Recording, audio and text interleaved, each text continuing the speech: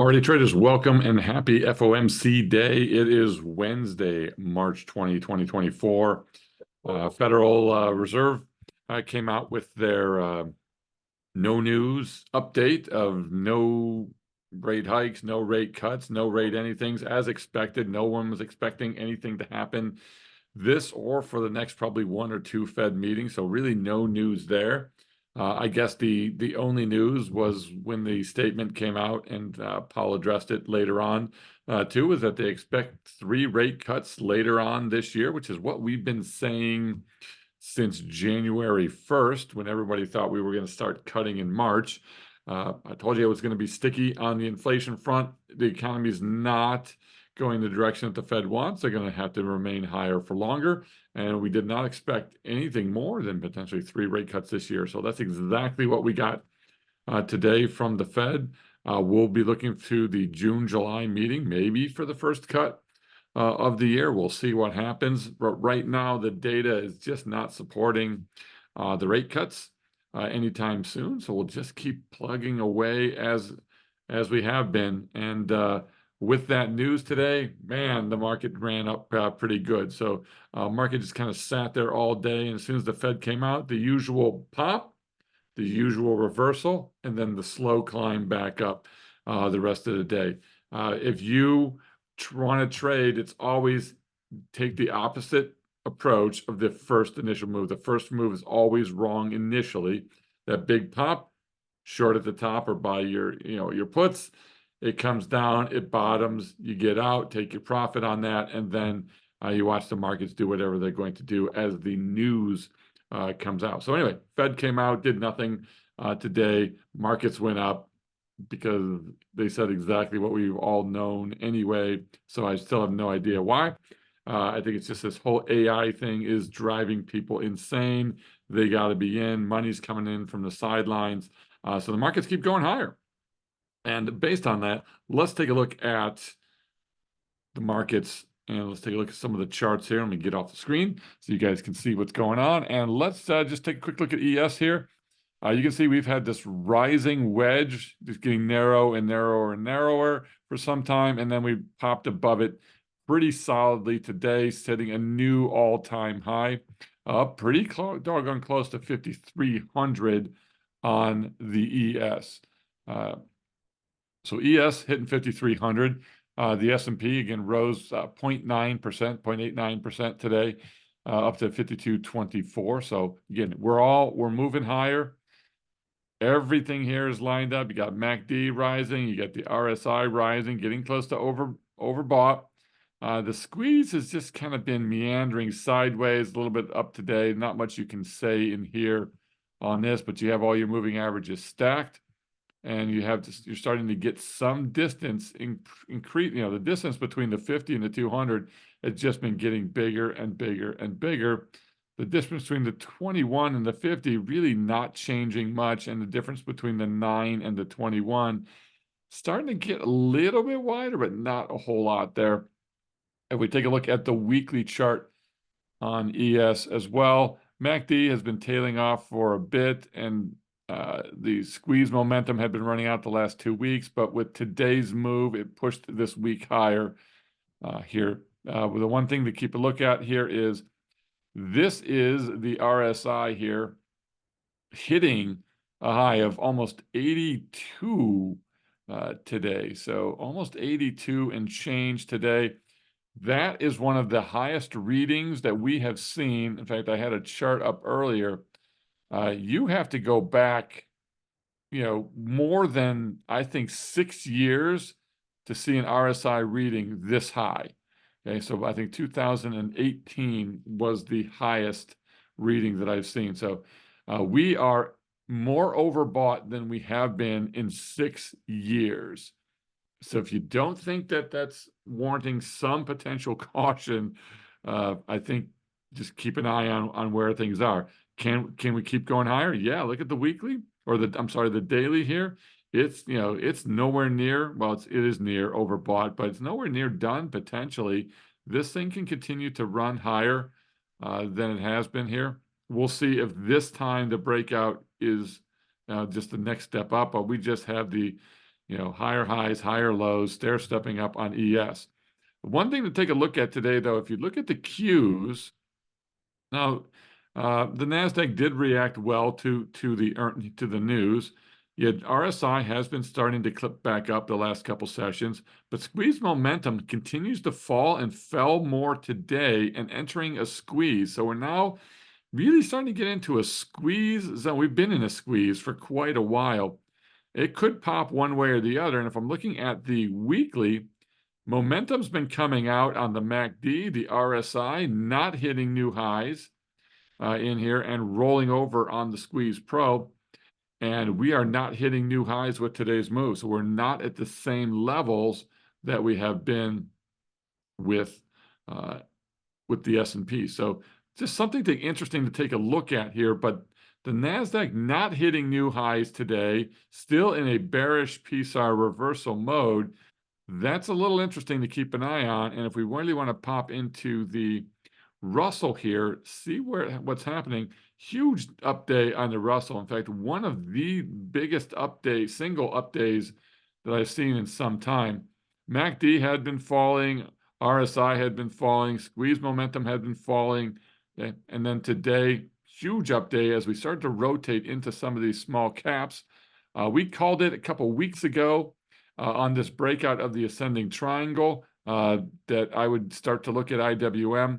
In here last week, we pulled back, gave back a lot of the gains, and then this week we are basing out and back off to the races. So this line probably could start to even move up to here a bit now, and we'll keep an eye on a new version of an ascending triangle here on RTY. But things look a little mixed here, but rotation into the RTY and out of the NASDAQ a little bit as we go.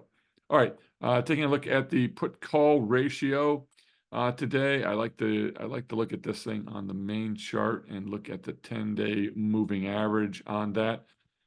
When the 10-day moving average really starts cooking to the upside here, the markets do start to get weak, and you had a pretty good run lately of us moving higher. The market's still moving higher, though, so it's still fighting the put-call ratio. But if we continue to see this thing moving higher here, I would expect that along with kind of this similar move here, where we were still moving higher a ways into it, right about the same exact height that we're at now. We were moving higher before the markets sold off. And that was back in last July. So as that put call started to get that reversal going, it took a little bit of time, almost the exact same height, okay, before the markets started to, before this thing kept going and the market started to sell off. Okay, so that sell off really happened, back in here. That was not what I wanted to do. The sell-off, it's pretty interesting to look at, though. I think that the sell-off happened back in here a ways, and we can probably even move this up a bit to here. But it really didn't start until a little bit of, until this move had really started to get some momentum going. And then on the downside, okay, it took a while before the downside of this triggered the markets to start moving higher as well. So just because it gets above or below the 1 or the 7, really it takes a little while for this thing to get going. And even in here, we started to see some selling of the markets. Okay, it just didn't last. We'll see if this time it does. So anyway, the put-call ratio continuing to to move us slightly upward overall with the 10-day moving average. I think it's just something interesting to keep an eye on as we go. All right, let's just hop back in. We'll take a quick look at the VIX. The VIX dropped hard on the day, all the way back down to 13. So everybody buying your VIX calls to hedge your Vega, not feeling too awfully well. But VIX has just been dying and dropping here on the RSI, the MACD, for a while now. I was trying to put in a decent base over here on the weekly, but VIX just dead.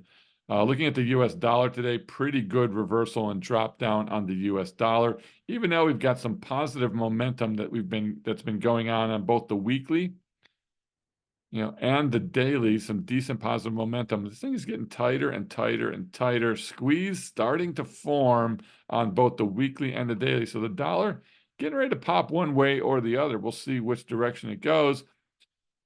Right now it's kind of anyone's guess as to where the dollar is headed. I don't think anything from the Fed today is going to change the momentum of this thing or the direction. It just can't seem to figure it out. It looks bullish, then bearish, and then maybe bullish again with a big down day today. Looking at the 10-year,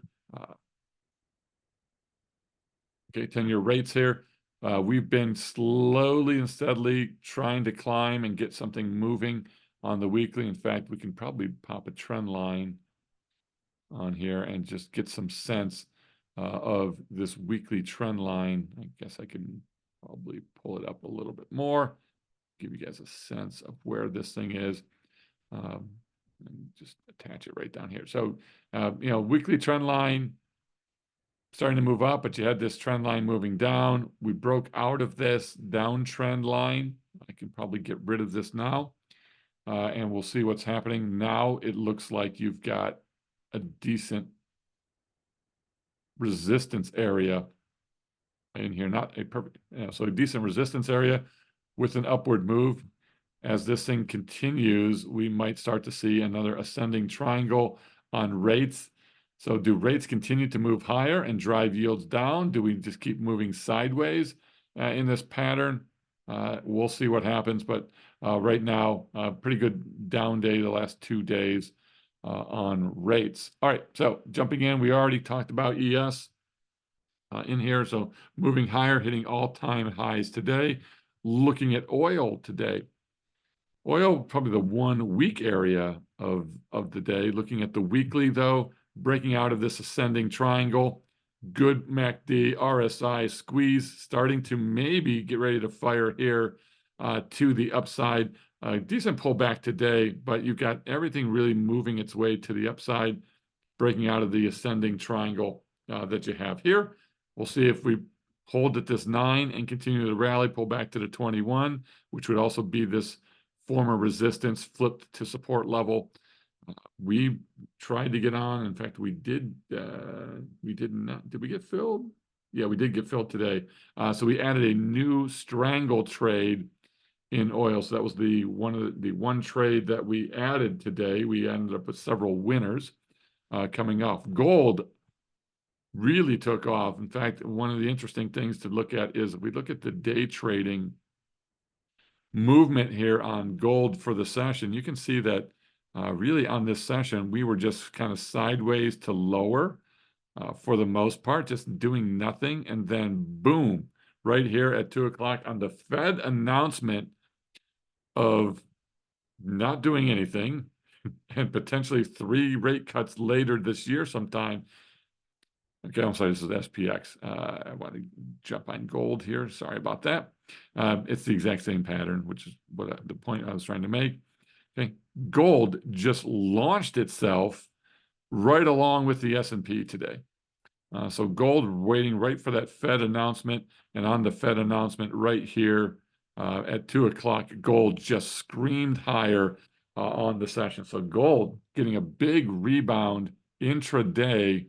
Interesting that if the market's cranked higher to a new all-time high, that gold is matching them and running its way higher as well. Find that pretty interesting to note. But gold, strong move to the upside, breaking out of this. It's not really it's a pennant and a bull flag all in one here. This little descending wedge. So this is a pretty bullish move to break out of this. We'll see what happens. We had been selling off with momentum to the downside on the daily, but the momentum on the weekly has been all up. And gold getting ready to pop its way to getting very close to another new all-time high on gold. So this pennant kind of resolved itself to the upside. We'll see if that continues. Looking at bonds, so how did bonds take the news today? So on the weekly, we've just kind of done nothing this entire week. We had dropped pretty decently last week and done nothing this week. So last week, again, on the daily here, good sell-off, held this week pretty well. In fact, we've been uptrending for a couple days today. Bonds were up, they were down, and they finished the day just slightly positive on the session today. So just slightly positive on the session. Perfect for us. In fact, it allowed us to get some trades off and put some new trades on as well in bonds, which is probably one of my favorites right now. Copper also getting a decent little rebound today as it breaks out of its range. Big week last week, a little bit of a pullback so far this week, but maybe putting in some flag in the sand here. We'll see what happens. We look at the NASDAQ again. On the futures, though, on the Qs, not hitting new highs.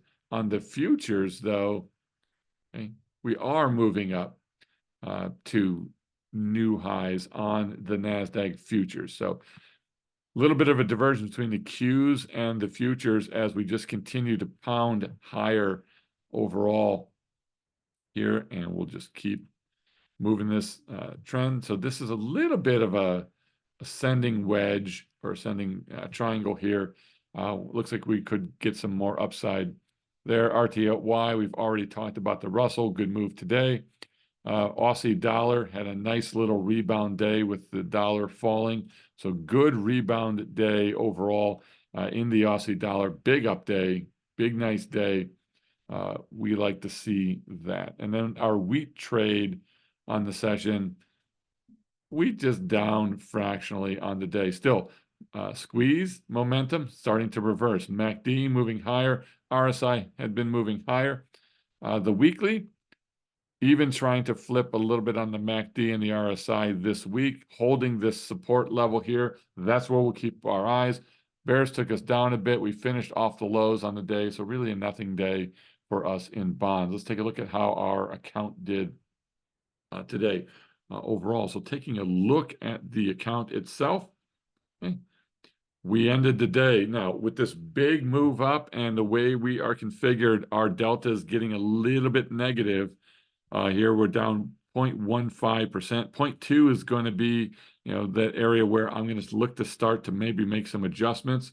If the market keeps pounding higher, we don't want to be short more than the plus or minus 0.2%. We're still delta neutral, okay, but we are getting a little more negative delta than I would like. I don't think we've been as high as about 460 or so to the upside, and now we're 600 to the downside. Again, on this side of the account, it's not a huge deal, but I really don't want to get too much more negative on delta.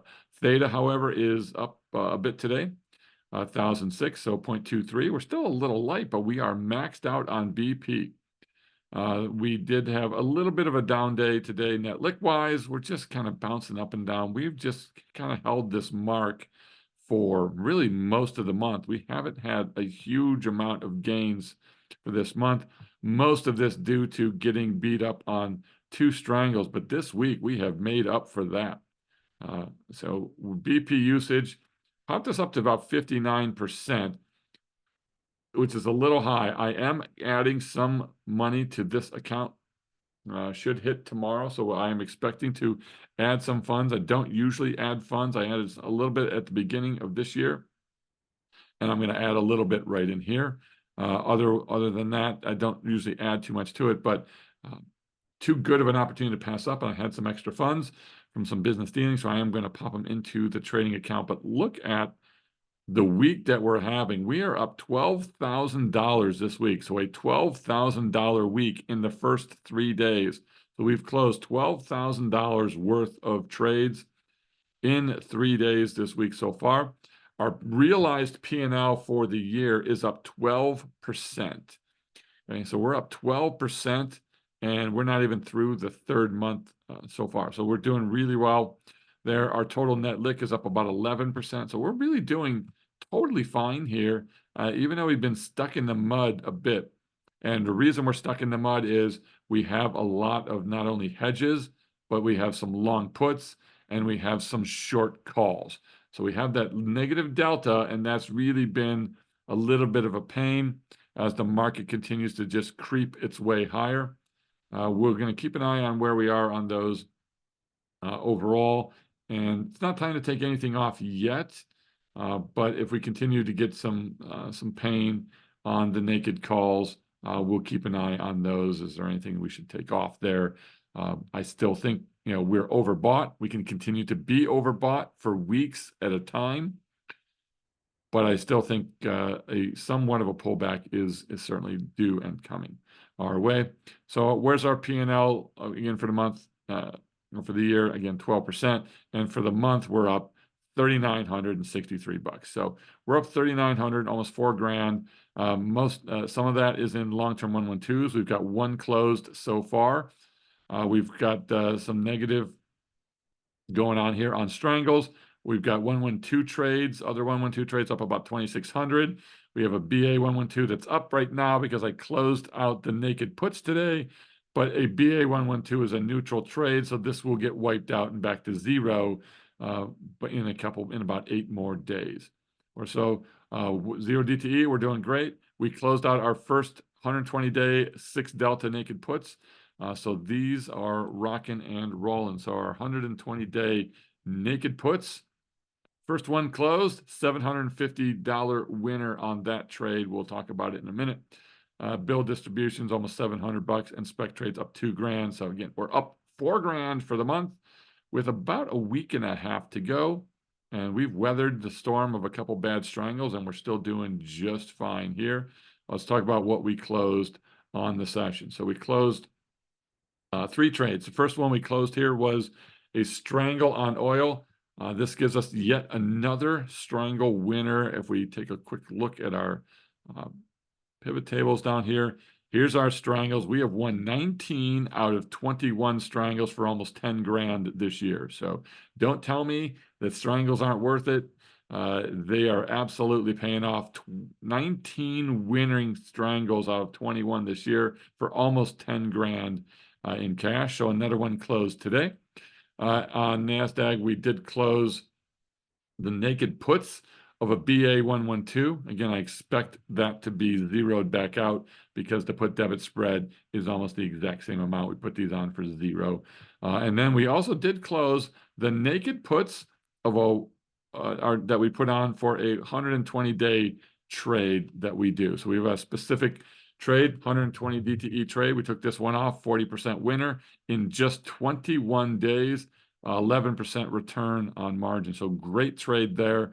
Good thing to add to the arsenal right now. Perfect timing on that as well. So 21 days in that trade. We took it off today for 40%. That's a fantastic new campaign style trade that we have on. So right now we have several campaigns going. We have the long-term 112. That's a campaign style trade. We have the 120-day naked puts. That's another campaign style trade. And we've got yet another campaign trade that we just put on yesterday using ES Leaps. So the ES Leap campaign trade is now underway. We'll be clearing some room down here to drop that trade in as we go. But we're expecting some hedges to come off this month. That's going to knock our P&L down. Not going to hurt our net lick, but it's going to hurt our P&L overall. But right now, we're in great shape. Pretty happy with the way things are running. If the market continues to plow its way higher, then we're going to have to do something with these naked calls that we have on our 112s. But for the time being, we're just going to sit here and we'll make the money that we can. All right. So before we wrap up with you, I want to shift gears slightly. In one of our small group trading sessions that we did last night, and we have about 21 members in that. That's all we limit it to. So we're going to put about 20 people into these groups at a particular time. We cover how to build a trade plan. We cover everything from figuring out your why and specifically figuring out your goals to figuring out risk management and going in depth into risk management. We get deep into hedges. We get deep into the different strategies that are offered out there. But we also spend a lot of time on mindset. And one of the things that came up yesterday as a really good reminder I think, for people is, with one trader having a little bit of a tough time with building a new trade plan, trying out some new trades, and really being stung out there by some of the other things that you see on YouTube and in other groups and so forth, where they may have lost money before. We've got members making fantastic money in our Discord. Person after person today was just ding, ding, ding. A ton of positive trades coming off today. So a lot of money was made in the group today. But it's all because we're not trying to gain 10% a month or some crazy thing that you see out there. We're looking at like 1.5%, 2%, maybe 3% a month goals for most people. We're putting trade plans together. They're not just blindly following some kind of alerts that I'm putting out or Igor puts out. We have several other contributors between Stacy and Ed and Rob and Timur and Christoph and Andy. So a lot of guys contributing and posting their trades, their trade plans, helping members out. Okay. It's not an alert service, even though we do provide the alerts. We provide the alerts so you can learn why we're doing that, so you can learn to fish for yourself.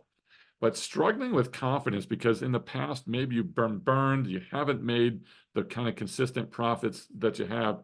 So I want to talk a little bit about confidence in trading. And this is really similar to some of the things I do with people in sales consulting as well.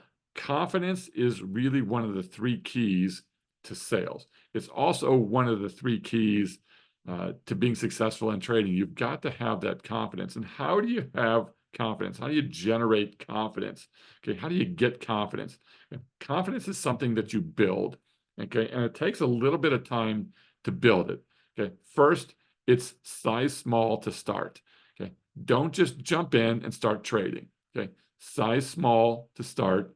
Okay, and get comfortable with the trades as you build your plan and move forward. Number 1.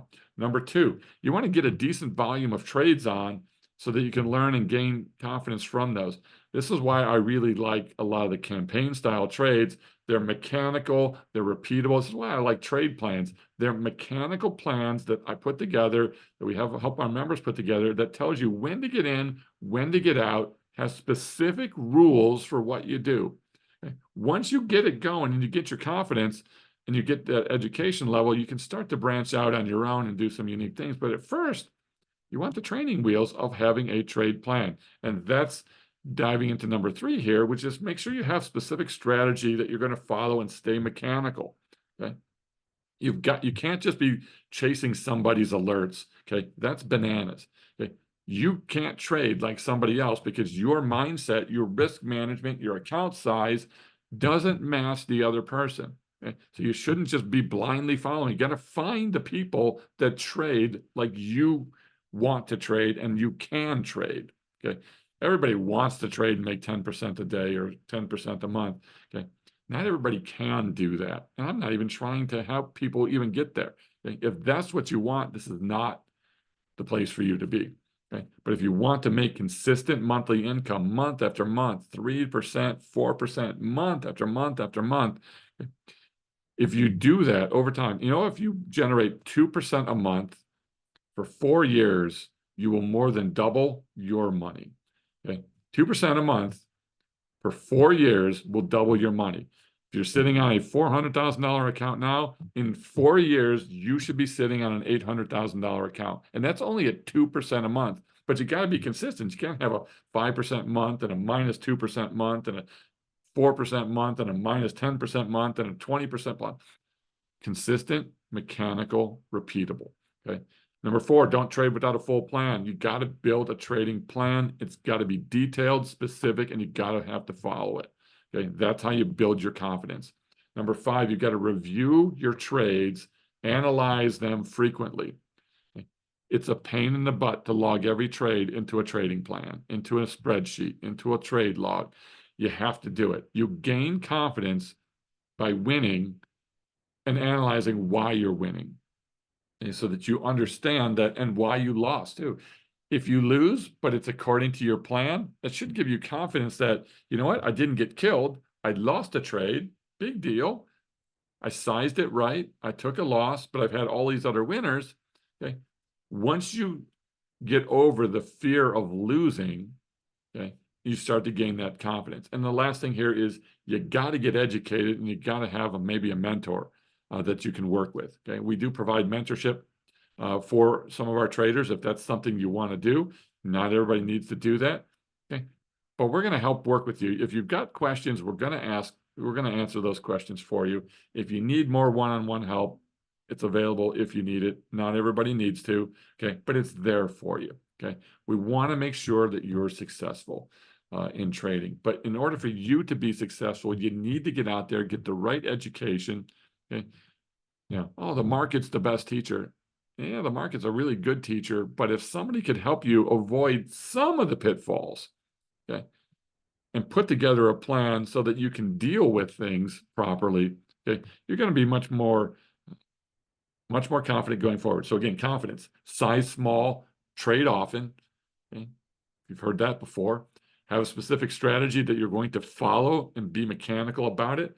Have a full trade plan that's going to detail your risk management, your trades, your BP management, how you're going to manage your Greeks, all of that stuff that's in there. And of course, outlines your why and your growth or income-based plan that you want to do. Okay, and then review your trades and analyze them so you know why you lost to maybe avoid it. Okay, why you won so that you can repeat it. What's working, what's not working, and is this the right trade for you? Okay, everybody's a little different. Okay, I don't like to sit here and trade 24/7 in front of a computer screen. I want to be on the beach. I want to be on the boat. I want to be sipping a margarita somewhere, and I don't want to be glued to a screen all day long. I trade 60, 90, 120-day trades primarily. That's what I do.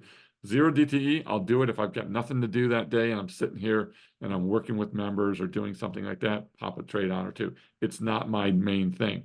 The main thing is these longer dated selling premium type of trades that's going to help you build consistency. And when you build consistency, it builds your confidence. All right, I hope this was helpful for you. I hope you take something away from this. Okay, get help, get a plan together, figure out your why. And when you start to do that, start to get those trades small and high in number, okay, so that you can build the confidence. When you build the confidence, okay, you're going to be able to withstand losses and keep on moving. All right, everybody take care. We'll see you in the Discord later on. Also, if you like this video and you like what we're talking about, click the like button, help us out. And if we could get to 200 likes here today, that would be awesome. So help us out. Let's see if we can get this up to 200 likes today. I would appreciate that. It'll help everybody out. And if you're not subscribed to the YouTube channel, get subscribed. What are you waiting for? All right, we'll see you later. Take care. Bye-bye.